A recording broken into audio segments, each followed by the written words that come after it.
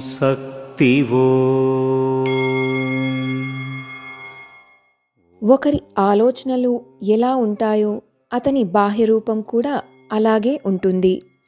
అతని బాహ్యరూపానికి అనుగుణంగా అతని మనస్సు ఉంటుంది. ఎరుపు, పసుపు, ఆకుపచ్చ వంటి రంగుల్లో వైవిధ్యం ఉన్నట్లే బార్డర్లున్న చీర, పువ్వులతో కూడిన చీర అని చీరలలో చాలా వైవిధ్యాలు ఉన్నట్లే ఆలోచనలు మరియు మనసులలో వైవిధ్యం ఉంటుంది. కావున స్త్రీలు తమ భేదాభిప్రాయాలు చూపకుండా ఏకాగ్ర మనస్సుతో, ఐక్యతతో, భక్తితో, ధ్యానంతో ఆధ్యాత్మిక కార్యక్రమాలలో నిమగ్నమై మరింత ఆధ్యాత్మిక ప్రగతిని సాధించాలి.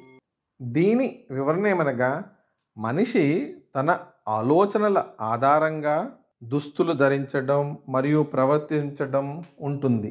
అతని నడవడిక బట్టి అతను వెళ్ళే ప్రదేశాలు మరియు అతని పరస్పర చర్యలు నిర్ణయించబడతాయి.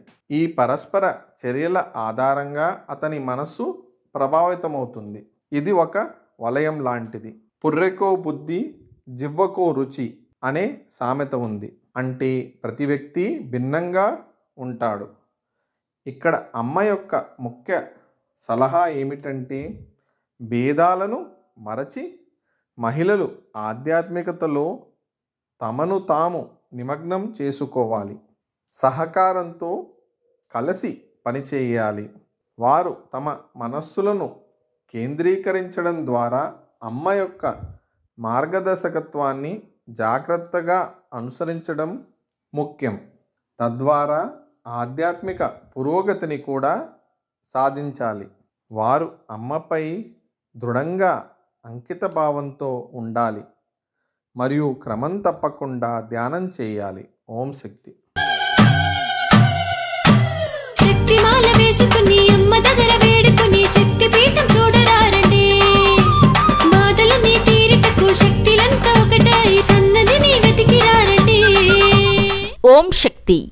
మన మేల్ మరవత్తూర్ ఆదిపరాశక్తి సిద్ధుల పీఠంలో శక్తిమాల ఇరుముడి వేడుకలు డిసెంబర్ 1వ తేదీ 2023 నుండి జనవరి 24వ తేదీ 2024 వరకు అత్యంత వైభవంగా జరుపబడతాయి.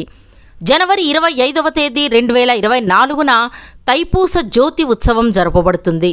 కావున భక్తులందరూ విచ్చేసి ఈ వేడుకలలో పాల్గొని ఆ అమ్మవారి అనుగ్రహానికి పాత్రులు కండి. ఓం శక్తి.